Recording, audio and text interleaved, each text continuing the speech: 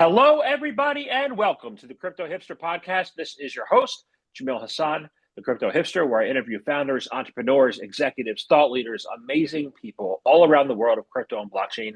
And today I have another amazing guest. I have the CEO and chair of DeFi Dev Corp. His name is Joseph Onorati. Joseph, welcome to the show. Well, thank you. I appreciate it. Awesome being here. It's awesome having you here. Thank you for joining me. And I'll kick things off and ask you the first question what is your background, and is it a logical background for what you're doing now? I hope so. So I'm as you mentioned, CEO at DFDV, DeFi Development Corp, first Solana treasury company listed on NASDAQ, first non-Bitcoin treasury company.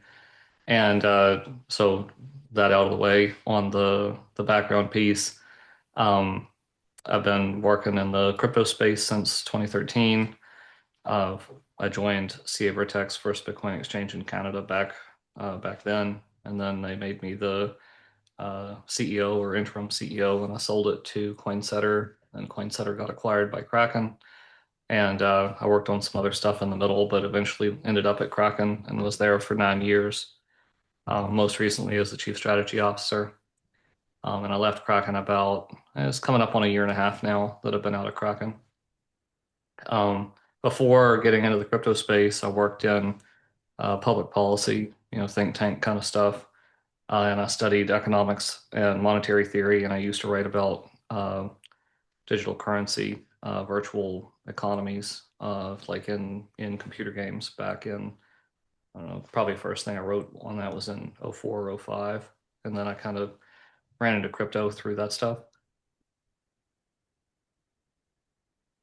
Very cool. Very cool. So it seems logical. Sounds very logical to me.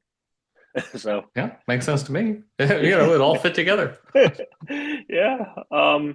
So I want to find out, what DeFi Development Corp is all about, including your vision and your mission, and how maybe you're different than like other, digital asset treasury companies. Yeah. Yeah, it turns out this is a pretty popular business to be in right now. I didn't have any idea that it would turn out this way. Like I said, we're the first non-Bitcoin digital asset treasury, and that was only in April that we did the change of control transaction to list on NASDAQ. And yeah, I think there's like 200 of them now, if you include the SPACs that are about to come to market. Um, I don't know. I don't remember your question, honestly. I'm sorry about that. Your vision and your mission and where Oh you want to yeah, take this company. yeah. So the vision, I guess, is tied up. Easy to tell story is we have one key metric, and that's SOL per share growth. So we're long term very bullish on Solana. It's why we picked it as the treasury asset for the business.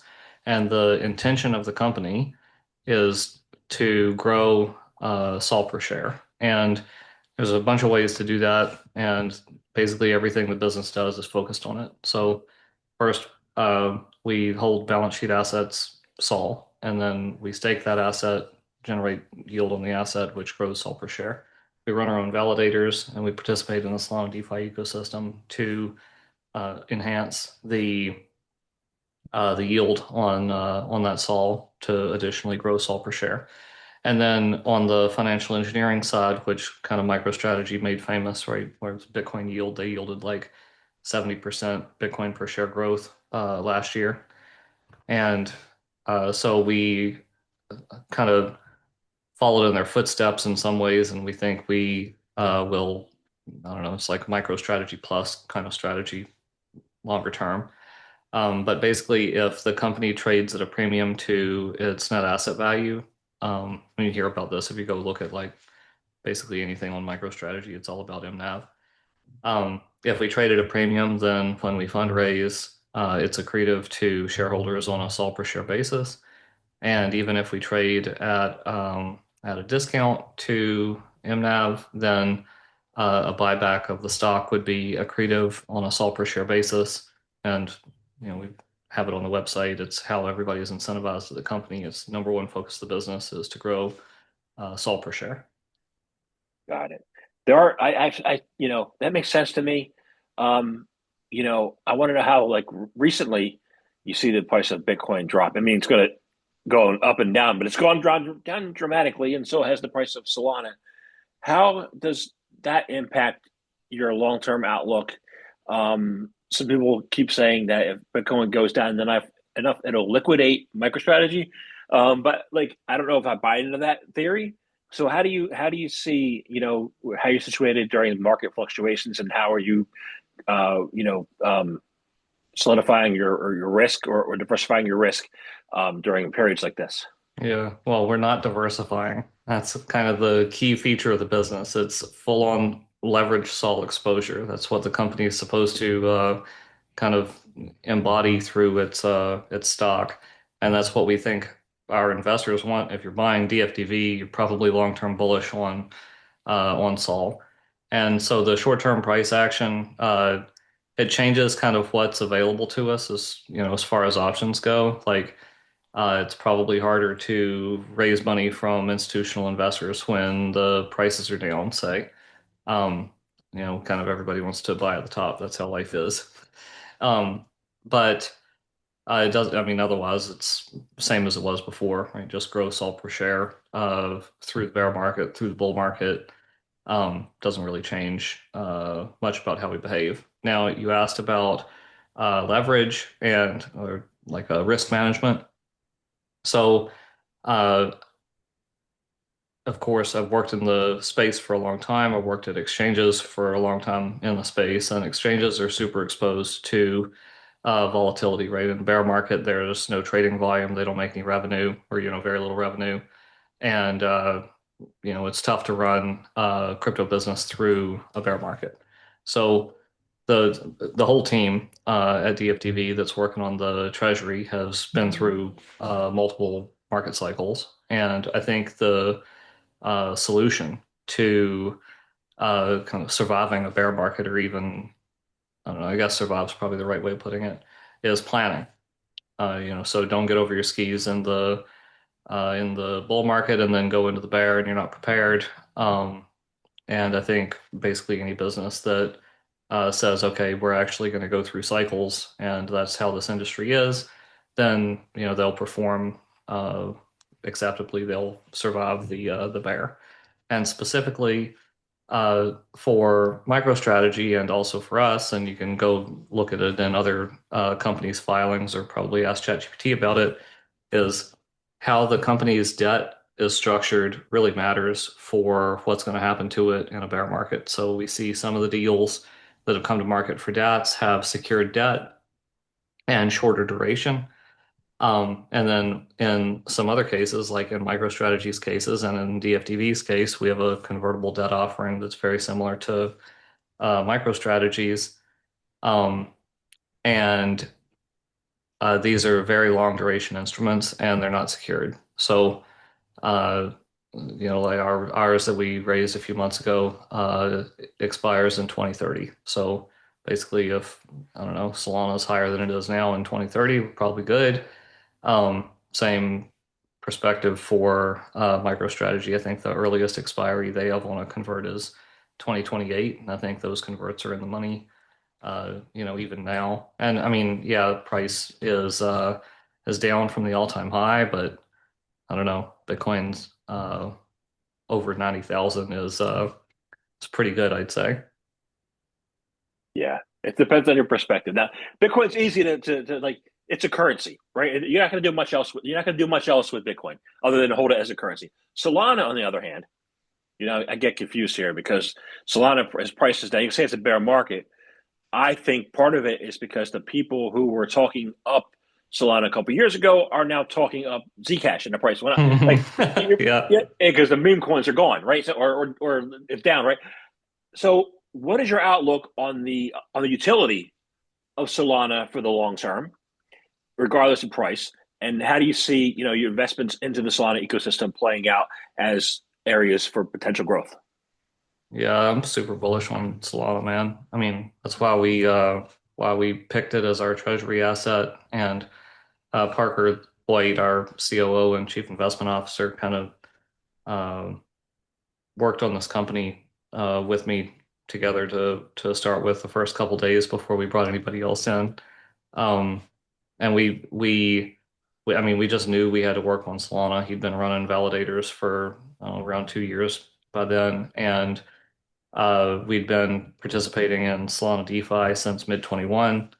And I don't know, I love the user experience, appreciate the community, and um, I think Solana's winning. Like as far as layer one blockchains go, if you look at our Twitter, DeFi Dev Corp's Twitter, we're basically like just posting facts about Solana. It's like this metric or that metric, and it looks like to me, Solana's I mean, the winning blockchain. It's got more developers, more developer growth, or more developer activity, more developer growth, uh, more users, more wallets created, more transaction volume, more revenue than whatever we want to compare it to, layer ones or other applications, and or even all the layer twos combined on ETH in many of those cases. So yeah, price is, I don't know, temporarily down from what it was. It's my take. I don't think we're in a bear market. Um, I'll talk about a bear market, but I don't think we're actually in one. And then I don't know, it looks like to me there's a big opportunity for Solana price movement relative to Ethereum. I mean, I think Solana's winning and the market cap doesn't reflect it yet. Yeah. A lot of people think we're in a bear market. I think we're in a crab market. What do you like? Why do you think we're still in the bull? Well, I don't know, there's a bunch of people who are probably smarter than me looking at this that have more to say about it, but uh, like it's got to be a perspective thing. Like what was Bitcoin's all-time high? Like we got up to 125. We're only at 92. I mean, this isn't a big drop yet. By percentage against say historic standards. And when we started the treasury strategy, transitioned to it back in April, I think our first Solana buys were right at $100 and Sol's at 130. I don't know, zoom out a little bit. What is this, 6 or 7 months later? And yeah, price is volatile, but it's actually good for our business. If we can monetize the volatility, we can drive Sol per share growth. And I don't know, maybe I'll get out into stuff that I know even less about. I'm really bullish on kind of the future in general. Maybe I'm like ultra optimistic, but um, I think say, spending on AI that kind of everybody's talking about, I think that makes a lot of sense. I think there's still massive improvements that are being made kind of week to week. And even with the technology that's been developed today, there can be, uh, I don't know, probably hundreds of successful businesses built as just applications of that technology that haven't caught up yet. And then I'm also really bullish on robots, which I think are, just around the corner. So I think there's a lot of reasons to be really optimistic about a technology-driven growth. Um, and I don't know, we have a kind of a macro call once a week at DFDV with the team, and I'm like one of the most bullish people on the team. And maybe I'm wrong, but feel pretty good about it.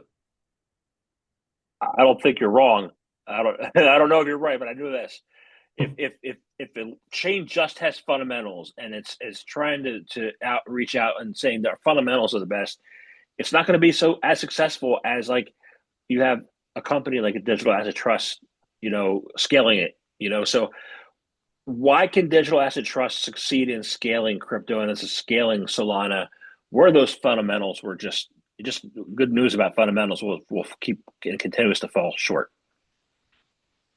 Um, yeah, the DAT's just well, I guess there's a couple of things going on here. So for DFDV, we're deploying the at least some of the assets on chain. I think in our most recent official update, we went to 15%, but we'll plan to scale up from there. And so I've heard over and over, when are the institutions coming? What's going to bring institutions into crypto? How are institutions going to participate in crypto? Well, I realized not very long ago that we are the institution and we're here.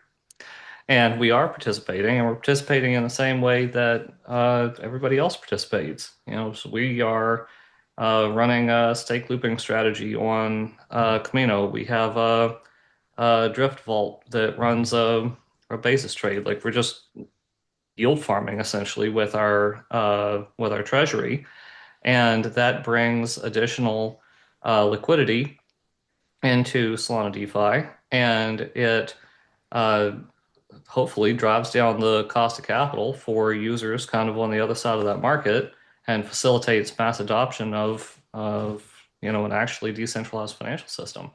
And I think for the other DATs, they're too early.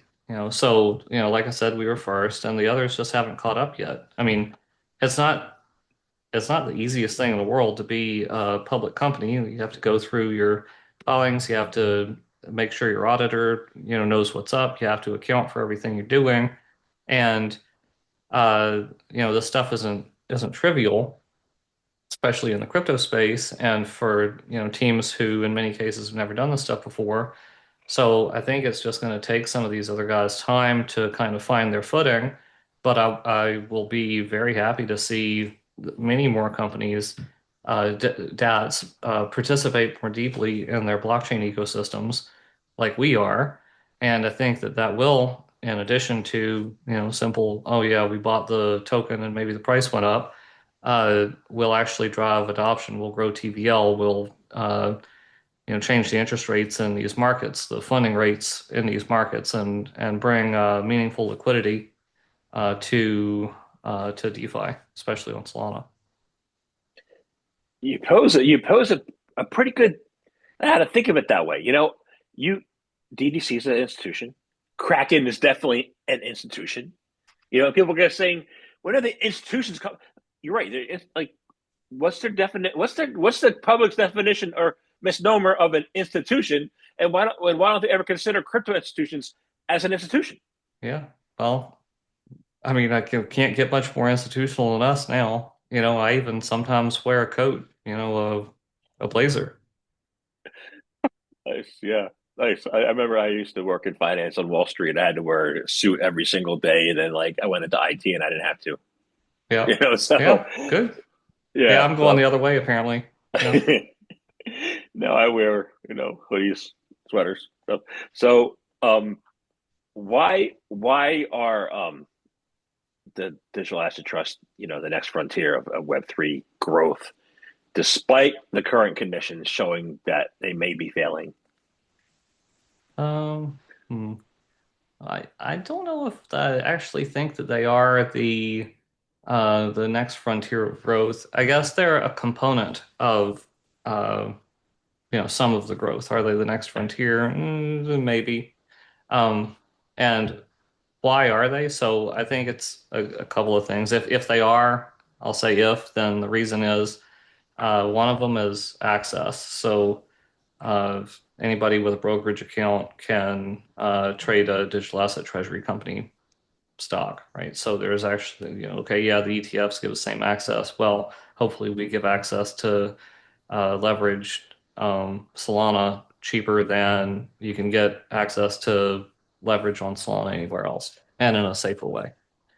Um, and then now about since I brought up ETFs and we're talking about growth frontiers, I'll take the opportunity to say I think digital asset treasuries or public companies that are able to run those strategies are superior vehicles to ETFs. And I think the total addressable market for these vehicles is actually way bigger than what we're seeing right now. So I don't know. Probably should look at some data on this, but I'd say over the last 20 years, we've seen enormous growth in ETFs.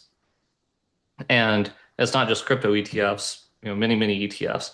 And I think that's awesome. It's given investors kind of safer access to a broader basket of investments that they might be able to get otherwise. But for particular assets, it doesn't make sense for that asset to be in an ETF. If you're going to trade real estate, then you probably want it to be in a REIT. I think there's also like an oil pipeline uh, mechanism for trading oil or the pipelines related to it. So it's like the vehicle should fit the asset. And I think for crypto assets, where they're not securities, they don't have to be traded inside of like a listed fund, or they don't have to be inside an ETF. And you can have an operating company built around that investment that can drive yield to those assets. Like even if all we were doing was running a validator and staking to our own validator, then that's going to be accretive to investors on a SOL per share basis because we're going to increase the yield that the investors can get from staking. So compare that to just staking in an ETF. Somebody's paying a fee somewhere uh, for for that ability to stake those assets. So I think longer term, uh, treasury vehicles are, it's early for them. Even for MicroStrategy, I think it's early, and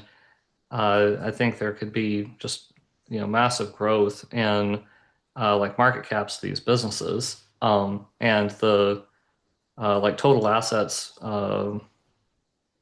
allocated to them is probably just a small fraction of what could be allocated to them in the future as they kind of demonstrate how powerful of arrangement the structure is relative to ETFs. You know, I'm not too involved in some of the some like I'm not too involved at all with the XRP or the Hedera and the narrative around the ETFs there. I am a little bit more with Litecoin, and Solana. Uh-huh. But like there's massive narrative, it was at least for a long time. Oh, the SEC keeps denying the ETF. The SEC, like the ETF, is the be all end all, and you're saying it's not. And I agree. I agree with you. I think the be all end all is to own the underlying. But own actually the Solana, own the crypto. But as far as mechanisms, as far as products, you know, um, what's better? What's an improvement over the ETF as far as a product that would be given out to the masses, either institutions or people? Like what's a better mechanism than the ETF? Oh, debts. Is that what you're asking? I'm saying digital asset treasury companies are fundamentally better vehicles for holding and compounding crypto assets than ETFs. Okay, Are you yeah, asking about that? yeah. What products can the digital asset in this digital trusts issued? Like what other products can be issued other than Oh, just I holding them? see. Yeah, yeah, yeah. So, uh, the I guess the specific thing that I was saying is superior to the ETF is just holding the common stock of these treasury companies. But uh, one of the things that a DAT can do is issue preferred stock. And we've seen this with MicroStrategy, where MicroStrategy has issued, I think it's four series of preferred, and they're about to do their fifth one. And DFDV is in market now for its first preferred offering. And it's a perpetual convertible preferred offering similar to Strike STRK, MicroStrategy's offering. The ticker for our preferred is going to be CHAD, CHAD, which I'm very pleased with that NASDAQ let us have that one. Um, and I think so when a public company goes to issue a preferred stock, you can basically issue a preferred on anything that the lawyers can write into the contract and that your investment bank can sell or help you sell into the market. So there has to be demand for it, and it has to be able to be written into the contract.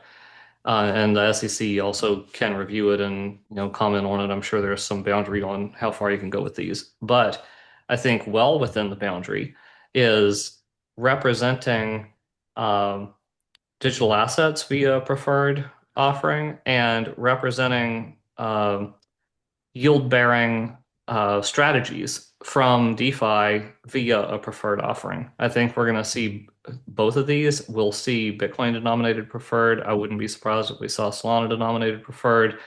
We might see um, like lending market of strategy, like a stablecoin yield strategy, passed on to a preferred instrument and then made available to any investor with a brokerage account that can trade US securities.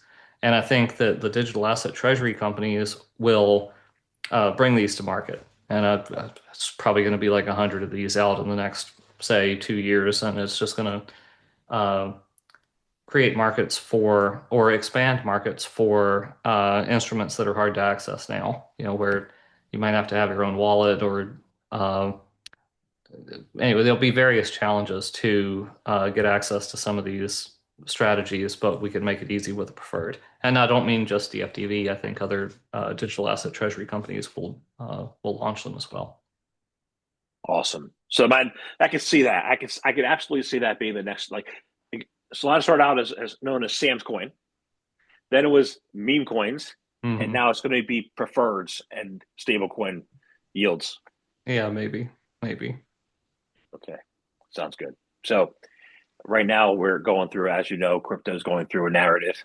We always go through narratives, right? And the hot narrative right now is privacy, which shouldn't just be a narrative; it's a thing, right? So, yeah. In this era of importance for privacy, does Solana need to reposition itself for the long term, and take on more of a privacy perspective? And what would that look like to you? Yeah, this one's like a little emotional for me. uh, so I thought, as a Bitcoin adopter a long time ago, I thought privacy would be built into the chain, and then it sort of felt like a trade-off to me where we traded away the potential for privacy for adoption.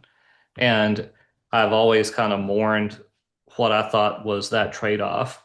Um, and maybe I kind of imagined it, but I think that was pretty legitimate. When we said, okay, well, there's going to be centralized exchanges, we want institutions or real businesses to use this. Then came the KYC, the anti-money laundering stuff, and everything related to it that requires identification, right? So, which uh, is a kind of the opposite of privacy. So that I'd say that was tough back then. Now I'm very happy to see this renewed focus on privacy tokens and privacy on chain. Um, and now, do I think Solana needs to like reposition on this? There are some ways to do private transactions on Solana already. Um, I think that it would be tough now to like everything has trade-offs. So if we had to trade off like latency for privacy or decentralization, I guess probably wouldn't have trade off decentralization. Then I'd be leery of it. But I don't know. I'm all for privacy on chain if we can get it, but I think we already made a lot of trade-offs away from privacy to drive adoption in the crypto space, and maybe that was a mistake. How can we fix that mistake? How can Solana fix that mistake? Made by others going forward. Hmm. I don't know if I have an answer on that one. Uh, like I said, I think there's already ways to do private transactions on Solana, and yeah, I don't know. I'm not sure how big this narrative actually is. I mean, I see it on my Twitter feed all the time. Everybody's talking about Zcash. A bunch of the other like ancient privacy coins are pumping, right? I saw Dash come up on CoinGecko. I'm like, geez, that's a name I haven't heard in a long time, right? And I don't know. I think it's important, but I don't know if the best path to it is on some of these other chains, or if it should just be um, like a layer on top of, or update to, say, Solana or Ethereum. But I've been a privacy advocate and fan for a long time, and haven't spent too much time on how to implement on Solana. Yeah. I think that like the narrative is to cover up the deeper thing. The important thing I think is that, if the cypherpunks recognize that a coin, or like Bitcoin, for example, has been jeopardized in some way, that the cypherpunk movement is going to be more in line with what their vision and the goals are, right? So I want to find out where you see the cipher. I believe it's very much alive, where it's headed for the future, and where if you're moving in accordance and alignment with the cypherpunks vision of the future. That's very interesting. Why do you, oh, like, I love this stuff, man, I gotta say, but why do you think this is alive? I guess because I feel like we've gone the opposite way. Everybody's talking about institutional adoption. Everybody wants a private chain. Where I kind of keep hearing these narratives, right? Nobody's talking about let's end government and bring about a sound money system, right? Like you don't hear this stuff very often anymore. I think it's still alive. You don't hear about it, but I think it's still alive, especially in Right. nations where the governments, are very overreaching. I You want to know, be talking to who you're talking to. I'm hanging out with some of the wrong people, I guess. no, I think you don't mind. But yeah, we can take a look. I see you guys being successful. So, I want to, yeah. So I want to talk. I want to thank you very much for your time today. It was an enjoyable conversation. And I have one last question. It's how can people find out more information about you, about DeFi Development Corp? How can they become customers, clients? How can they do that? Oh yeah, check out the website, dfdv.com, dfdv.com. We have all of our metrics on the how the company performs relative to Solana, the MNAV, the that I've mentioned, the NAV multiples. We have information on all of our debt, all of our SOL purchases, etc. There, you can find a link to our investor presentation, which is updated whenever we update it. We update it on the site and file it publicly. There's a ton of information there. Um, I'd say the website's the best place to go, dfdv.com, to learn more about us. But yeah, I Awesome. appreciated being on here. It was a good chat. Thank you. You're welcome. Thank you very much for your time today.